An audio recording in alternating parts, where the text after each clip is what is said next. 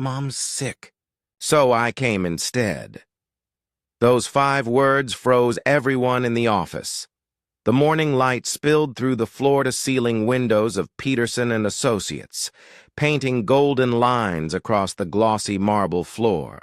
Behind the long mahogany conference table sat Thomas Mitchell, 27 years old, confident, composed, and always in control. As the youngest CEO in the firm's history, Thomas ran his interviews like clockwork. No surprises, no delays, no mistakes.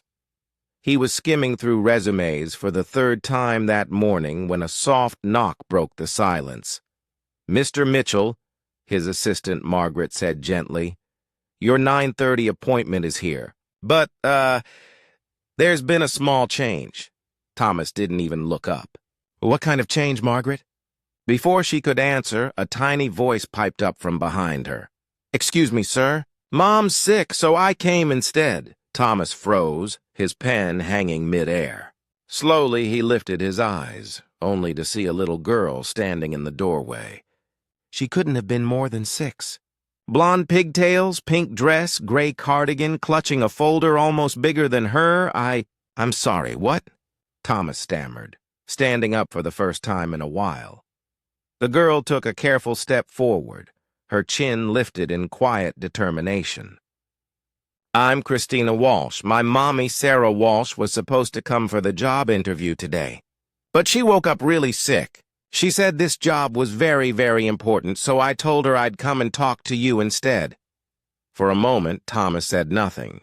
In 15 years of business, he'd handled angry clients, ruthless investors, and full-scale corporate crises. But this tiny child standing in his office, trying to help her sick mother, disarmed him completely. Margaret cleared her throat nervously. "Should I, reschedule the interview, sir?"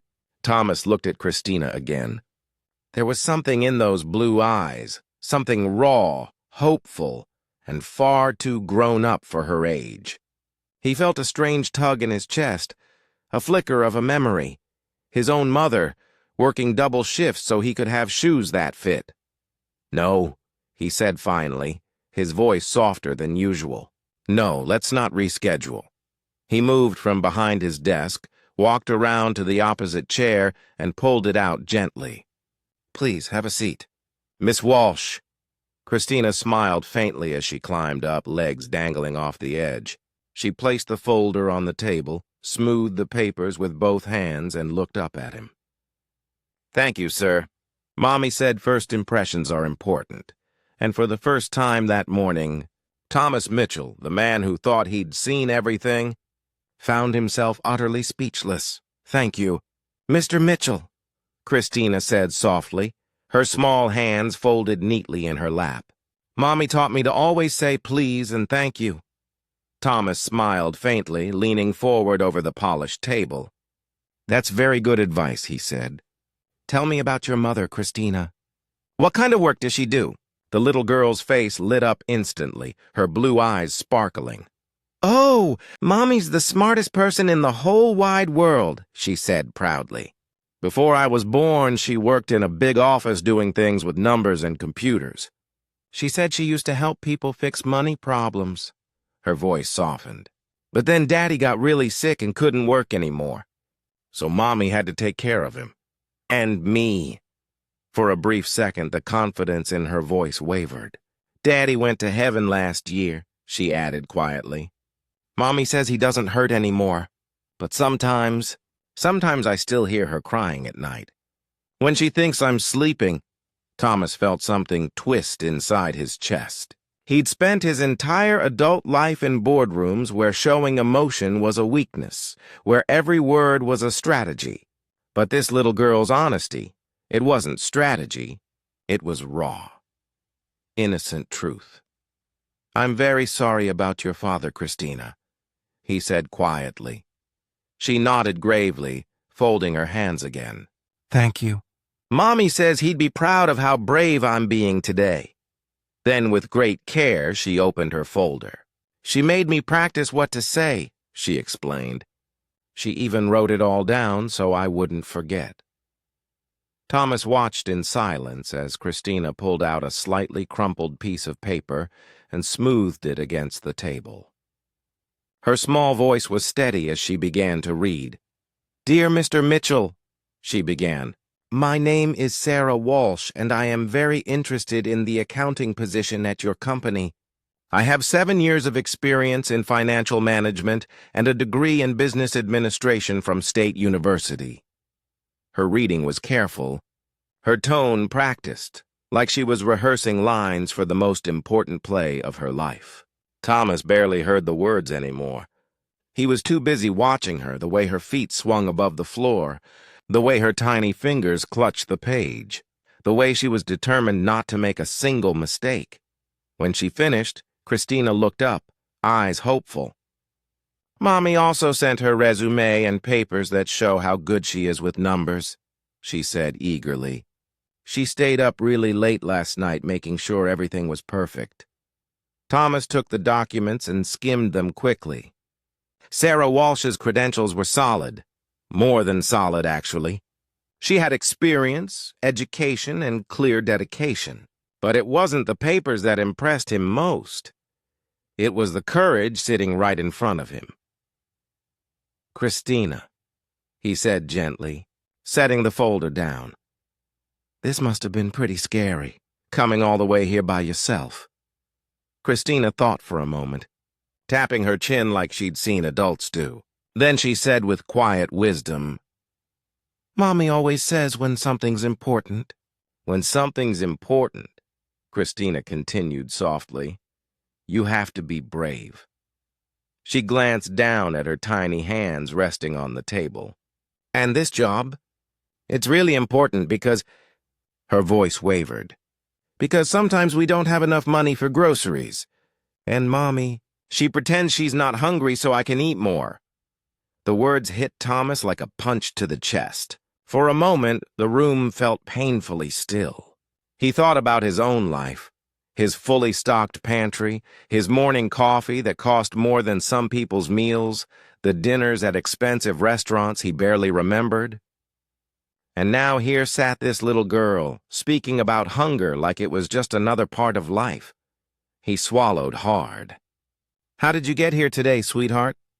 "I took the bus," Christina said proudly. "Mommy showed me which one to take and where to get off. She gave me exact change and made me promise to come straight here and then straight home."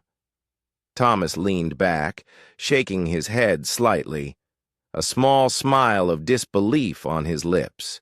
27 years old, CEO of a multi-million-dollar company, he'd always thought he understood responsibility. But this 6-year-old had shown more courage in one morning than he had in years of living comfortably. "Christina," he said after a pause, his voice gentle, "can I ask you something? And I want you to be completely honest with me." She nodded solemnly. "Okay. What do you think about your mother?" Her face lit up instantly, bright as sunrise. "Mommy's the best mommy in the whole universe," she said without hesitation. "She makes the yummiest pancakes and reads me bedtime stories every night. And when I have bad dreams, she lets me sleep in her bed." Christina leaned in closer, lowering her voice to a whisper. "She works really hard at her job at the diner, but she still helps me with my homework every single night. And she's super smart. When I don't understand my math, she explains it like magic. She says numbers are like puzzles. Once you find the secret, everything makes sense." Thomas couldn't help smiling, genuinely, for the first time in what felt like weeks. "She sounds like a wonderful woman," he said quietly. "She is," Christina said proudly, though her expression softened.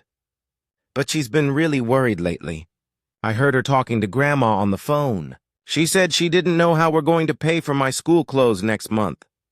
Her small voice trembled just a little as she added, "That's why this job is so important. Mommy needs someone to believe in her, Mr. Mitchell." The simplicity of the words landed deep in Thomas's chest, heavier than anything he'd felt in years. His world had always been about deals, numbers, and bottom lines, but believing in someone, that was something he hadn't done in a long, long time. "Christina," he said finally, leaning forward, his tone sincere. Coming here today took a lot of courage.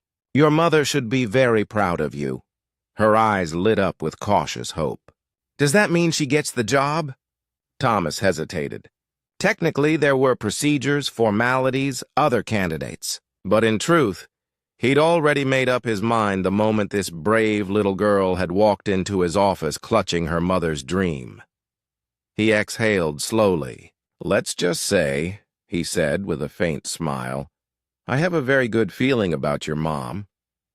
Thomas leaned back in his chair, studying the little girl in front of him. You know what? He said finally, pulling out a sleek business card and a pen. I want you to give this to your mother. He turned the card over and scribbled something on the back before sliding it across the table. Tell her I'd like her to come in tomorrow morning when she's feeling better so we can talk, all right? Christina's eyes widened as she took the card, holding it as carefully as if it were made of glass. Does this mean good news? She asked in a small, trembling voice. Thomas met those bright blue eyes, full of hope and innocence, and felt something shift deep inside him. The decision he made in that moment had nothing to do with business policy or corporate protocol. It came from the part of his heart he'd forgotten he still had. Christina, he said gently, a faint smile tugging at his lips. I want you to tell your mom that sometimes the best interviews happen when we least expect them. And today,